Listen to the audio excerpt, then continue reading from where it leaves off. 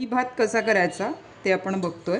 तर इथे दही होतं रात्री लावलेलं, ते फ्रीजमध्ये ठेवलेलं होतं, तर ते दही घेतलेलं आहे।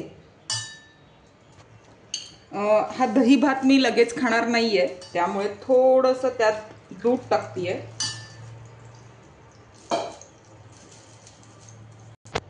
आता हे विस्करनी छान फेटून घेऊयात।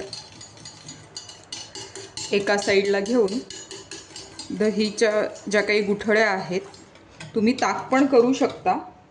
आता माझ्याकडे हे पाऊण ग्लास पाणी आहे, तर ते मी टाकणार आहे आणि आपलं जे बेसिक मिश्रण आहे ते तयार आहे। यात तुम्हाला जेवढा भात लागतो त्यानुसार भात टाकायचा आहे।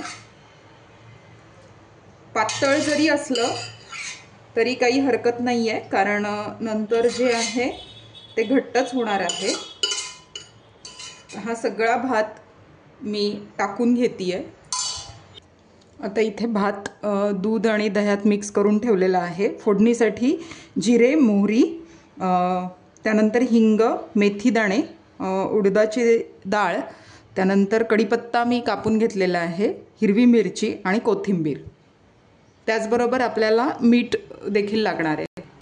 इथं तेल तापायला ठेवलेलं आहे।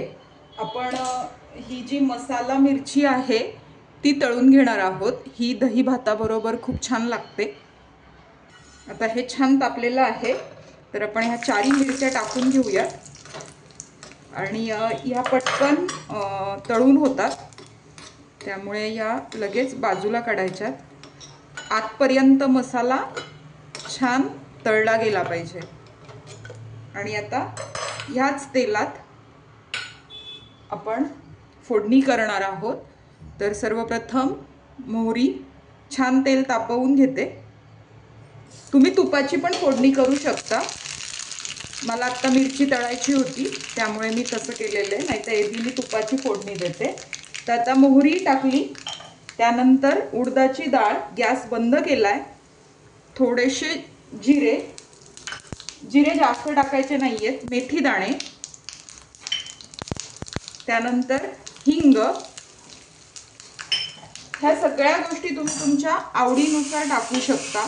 मिरची, हिरव्या मिरचीच्या ऐवजी तुम्ही लाल मिरच्या ज्या सुकलेल्या असतात त्या पण टाकू शकता। तर ही मिरची आपल्याला कुरकुरीत करून घ्यायची आहे। त्याचबरोबर आता आपण कढीपत्ता देखील टाकूया। कढीपत्ता ही अशी गोष्ट आहे की सगळ्यांना तो फोडणीत टाकायला आवडतो, पण सगळ्यात पहिल्यांदा खाताना आपण त्यालाच बाजूला काढतो, त्यामुळे मी तो नेहमी चिरून टाकते। काही भाज्यांमध्ये तर अतिशय कोथिंबीर सारखाच बारीक चिरते। तर आता हे आपली फोडणी तयार आहे। ह्यात कोथिंबीर देखील टाकणार आहे मी, म्हणजे तिचा रंग तसाच राहील। आणि आता गॅस बंद करणार आहे। ही फोडणी काढून घेतेय, दाखवायचं म्हणून मी गॅसवरतीच हे ठेवलेलं आहे। आता ही फोडणी आपण ह्या दही भातावरती टाकून घेऊयात। अजूनही आपण ह्यात मीठ टाकलेलं नाहीये, तर फोडणी टाकल्यानंतर आपण चवीनुसार मीठ टाकूयात। तुम्हाला आवडत असेल यात साखर टाकली तरी काही हरकत नाहीये। आणि आता तुम्हाला हे थोडंसं पातळ वाटत असेल की हे फारच पातळ पातळ झालेलं आहे, आपण हा दही भात लगेच खाणार नाहीये। हा साधारण 1-2 तास मुरवणार आहोत, कारण आपण ह्याच्यात दूधही टाकलेलं आहे।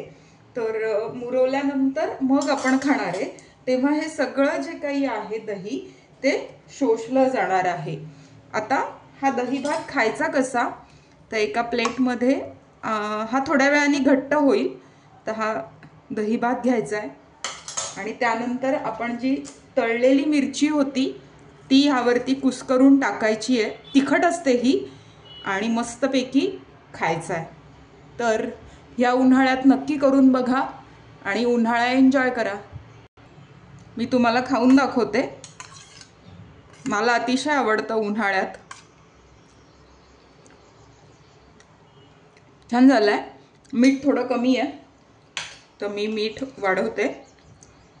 तुम्ही हे मस्त फ्रीजमध्ये थंड करून मग देखील खाऊ शकता.